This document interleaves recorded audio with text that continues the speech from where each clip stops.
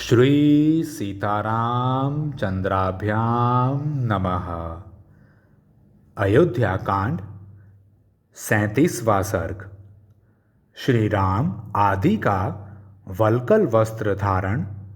सीता के वल्कल धारण से रनिवास की स्त्रियों को खेद तथा गुरु वशिष्ठ का कैकेयी को फटकारते हुए सीता के वल्कल धारण का अनौचित्य बताना।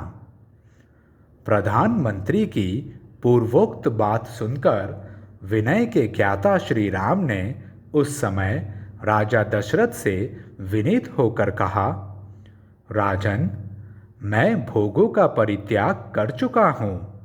मुझे जंगल के फल मूलों से जीवन निर्वाह करना है।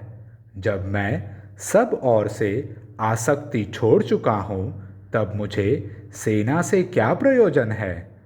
जो श्रेष्ठ गजराज का दान करके उसके रस्से में मन लगाता है, लोभवश रस्से को रख लेना चाहता है, वह अच्छा नहीं करता, क्योंकि उत्तम हाथी का त्याग करने वाले पुरुष को उसके रस्से में आसक्ति रखने की क्या आवश्यकता है।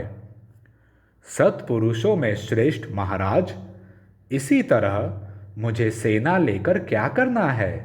मैं ये सारी वस्तुएं भरत को अर्पित करने की अनुमति देता हूँ।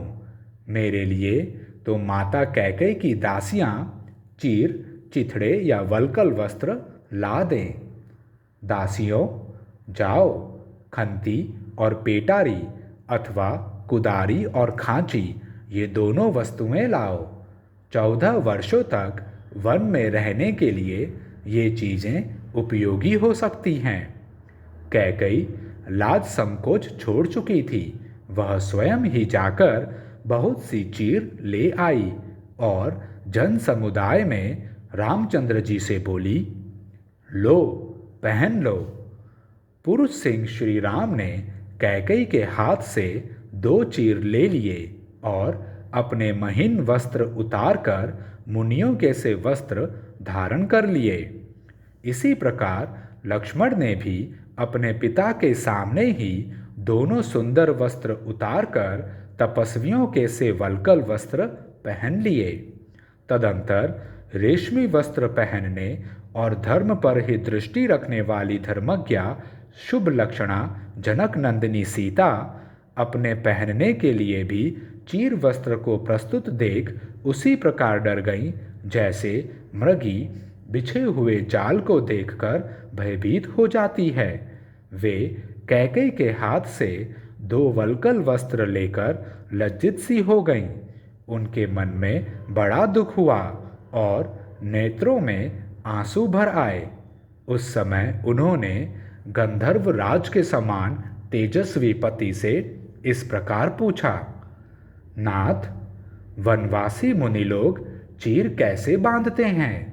यह कहकर उसे धारण करने में कुशल न होने के कारण सीता बारंबार मोह में पड़ जाती थी, भूल कर बैठती थी।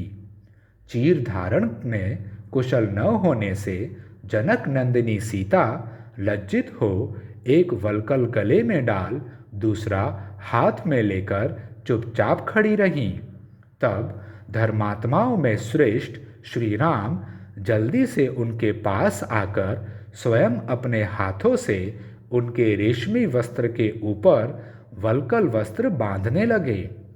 सीता को उत्तम चीर वस्त्र पहनाते हुए श्री राम की ओर देखकर रनवास की स्त्रियां अपने नेत्रों से आंसू बहाने लगी। वे सब अत्यंत खिन्न होकर उद्दीप्त तेज वाले श्री राम से बोली, बेटा, मनस्विनी सीता को इस प्रकार वनवास की आज्ञा नहीं दी गई है। प्रभु, तुम पिता की आज्ञा का पालन करने के लिए जब तक निर्जन वन में जाकर रहोगे, तब तक इसी को देखकर हमारा जीवन सफल होने दो। बेटा, तुम लक्ष्मण को अपना साथी बनाकर उनके साथ वन को जाओ, परंतु यह कल्याणी सीता तपस्वी मुनि की भांति वन में निवास करने के योग्य नहीं हैं। पुत्र, तुम हमारी यह याचना सफल करो। भामिनी सीता यहीं रहें।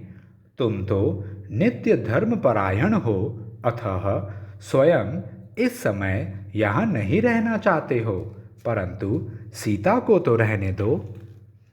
माताओं की ऐसी बातें सुनते हुए भी दशरथ नंदन श्री राम ने सीता को वल्कल वस्त्र पहना ही दिया।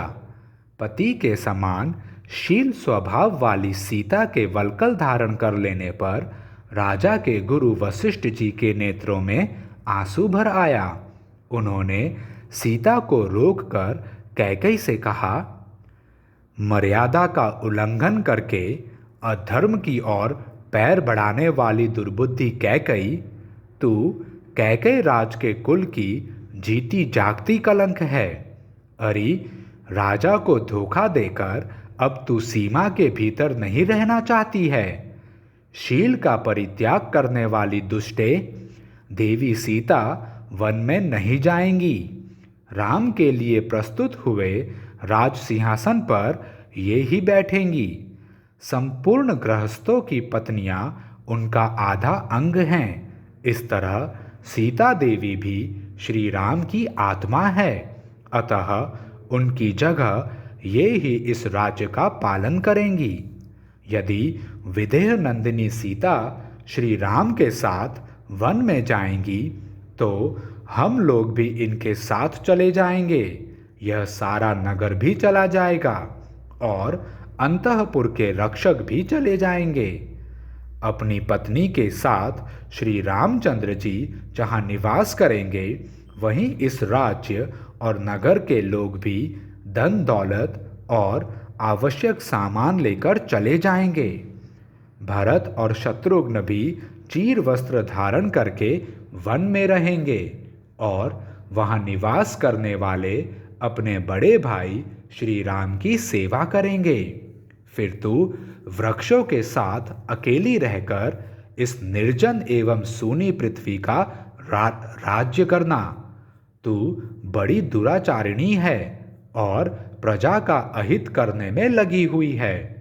याद रख, श्री राम जहाँ के राजा न होंगे, वह राज्य नहीं रह जाएगा, जंगल हो जाएगा, तथा श्री राम जहाँ निवास करेंगे, वह वन एक स्वतंत्र राष्ट्र बन जाएगा।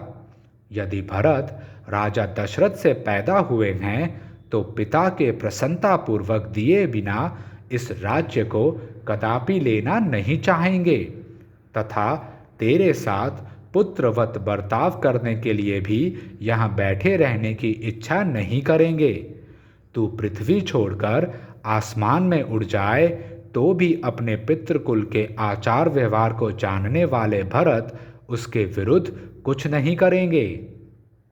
तूने पुत्र का प्रिय करने की इच्छा से वास्तव में उसका अप्रिय ही किया है, क्योंकि संसार में कोई ऐसा पुरुष नहीं है जो श्री राम का भक्त न हो। कैकई, तू आज ही देखेगी कि वन को जाते हुए श्री राम के साथ पशु, सर्प, मृग और पक्षी भी चले जा रहे हैं। औरों की तो बात ही क्या, वृक्ष भी उनके साथ जाने को उत्सुक हैं। देवी, सीता तेरी पुत्रवधू है। इनके शरीर से वल्कल वस्त्र हटाकर तू इन्हें पहनने के लिए उत्तमोत्तम वस्त्र और आभूषण दे। इनके लिए वल्कल वस्त्र देना कदापि उचित नहीं है। ऐसा कहकर वशिष्ठ ने उसे जानकी को वल्कल वस्त्र पहनाने से मना किया।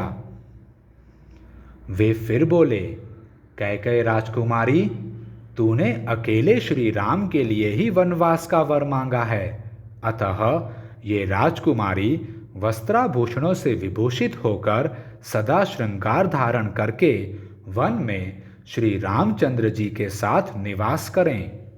राजकुमारी सीता मुख्य सेवकों तथा सवारियों के साथ सब प्रकार के वस्त्रों और आवश्यक उपकरणों से संपन्न होकर वन की यात्रा करें। तूने वर मांगते समय पहले सीता के वनवास की कोई चर्चा नहीं की थी, अतः इन्हें वल्कल वस्त्र नहीं पहनाया जा सकता। ब्राह्मण शिरोमणि, अप्रतिम प्रभावशाली राजगुरु महर्षि वशिष्ठ के ऐसा कहने पर भी सीता अपने प्रियतम पति के समान ही वेशभूषा धारण करने की इच्छा रखकर उस चीर धारण से विरत नहीं हुई। इस प्रकार श्री वाल्मीकि निर्मित आर्ष रामायण आदि काव्य के अयोध्या कांड में 37वां सर्ग पूरा हुआ। जय श्री राम।